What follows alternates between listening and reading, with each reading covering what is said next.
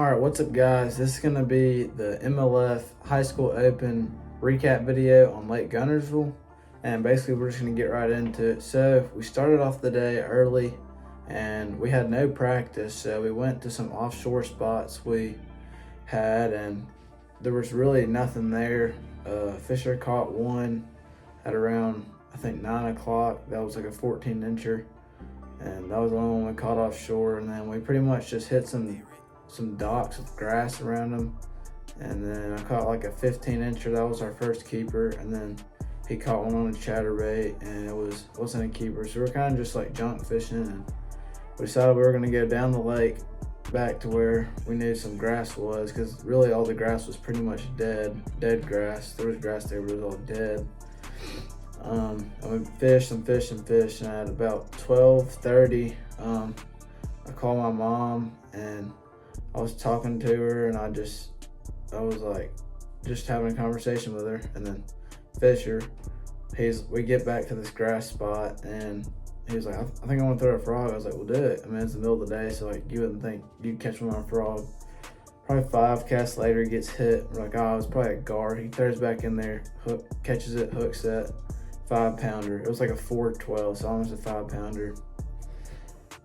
So that kind of keyed us in, and that was it was like 12:30 or 1, and we had to be back at the dock at 2:15.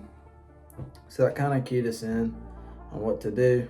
Wish we would have found that, or wish we could have been doing that all day. Who knows how good we could have done. But we went to a spot that me and my family had stayed at an Airbnb by it. So I was like, well, let's go try there. I think there's probably gonna be some grass there that looks just like the grass we had just fished. And yeah, at that spot I lost a 3-pounder like at the boat. Like he hit it at the boat and like pulled the rod out of man. I couldn't get a hook set on him. So yeah, that was like a 3-pounder. Wish we could have had, but we didn't. And then we went to that spot that I knew about, and it's pretty good. So it was like this, and then there's the spot, and this is where the spot I knew was. But we got there was this spot right here. There was some good grass there, so we stopped there, and I caught, I think it was like a 2 3/4, and then we fished around there. We missed a few, and then back to that spot, and then we got to this little leap right here, and we had, I think, 15 minutes left, and I was like, dang, like we're gonna end up with only 3 fish. Like could have done a lot better.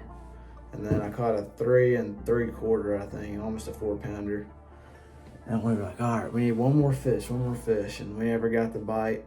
We had 10 minutes. We ended up being a minute late to check in and had a pound deduction because we were a minute late because we were fishing to the absolute last second to try to get that 5th fish. Because that really, if we could have been doing that all day, I'm positive and confident that we could have qualified and there were 70 boats. Top 7 made nationals, and top 7 was like 17 pounds, and we had 13, so almost 13 pounds.